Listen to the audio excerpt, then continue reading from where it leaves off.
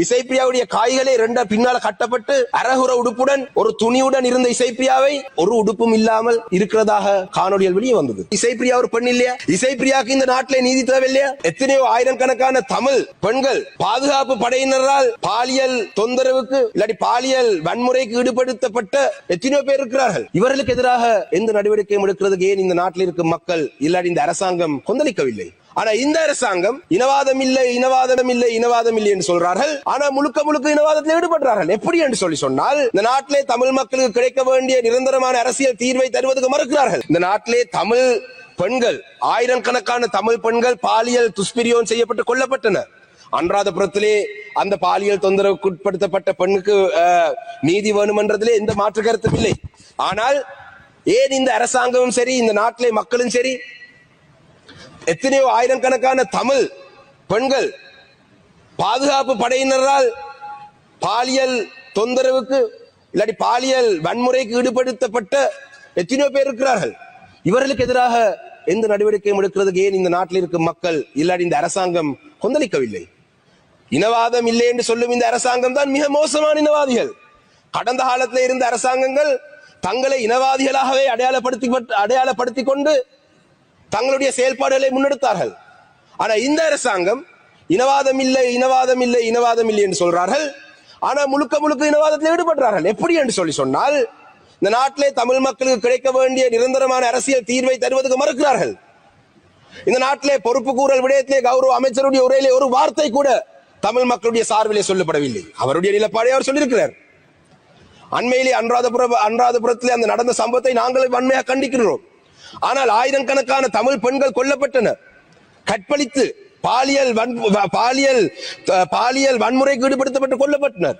அதிலே ஒரே ஒரு உதாரணமாக சொன்னால் Isaipriya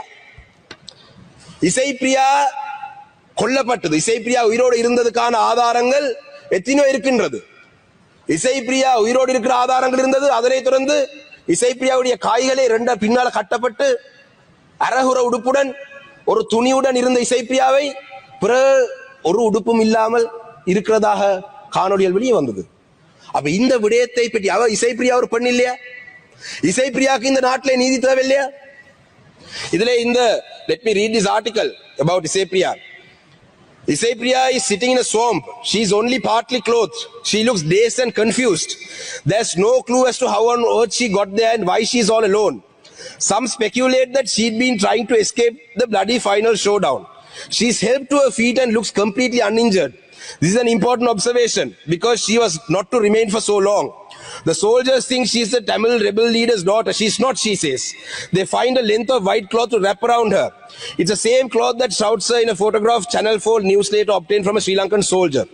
In his photograph dated later the same day, 18th May, Isaia is dead. Her hands are tied behind her back.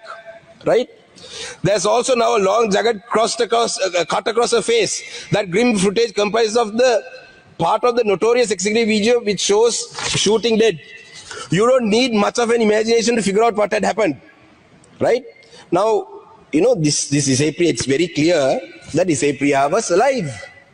And she was well and alive. Later, her hands are bound behind her back and she's dead. And very clearly, it shows that she wasn't playing Scrabble. Clearly the people who had her in her captivity didn't play Scrabble with her, they played something else with her. Why is the government not ready to even acknowledge these accusations? These are all accusations.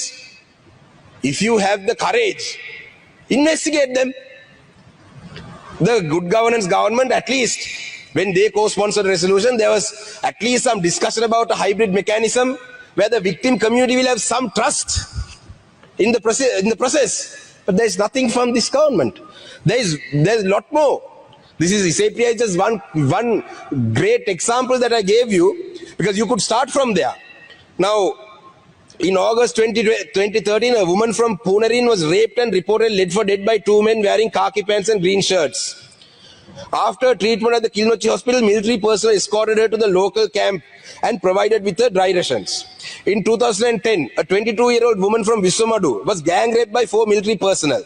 Now, why I say this is because the minister in charge of public security said that an army deserter was accused. Right? There have been so many accusations against army deserters and the violent sprees that they've been going on, shootings, killings. That's what the minister said.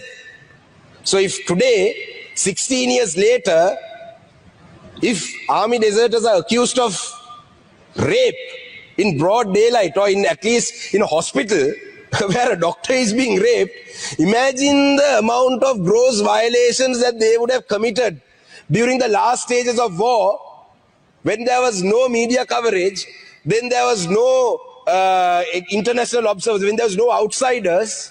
Imagine. So our community, we are only asking you to investigate them. If you're not guilty, investigate them.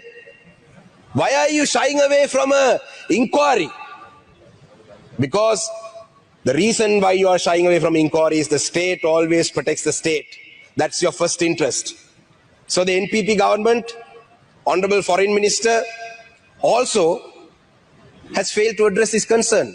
You all are betraying the Tamil people, the trust that the people of the north and the east put on you, except for Batiklo. Batiklo people didn't trust you, and they'll never trust you. Rasamanikam, you have 2 more minutes. Thank you, Deputy Speaker. So, this is what I have to say about the accountability front. But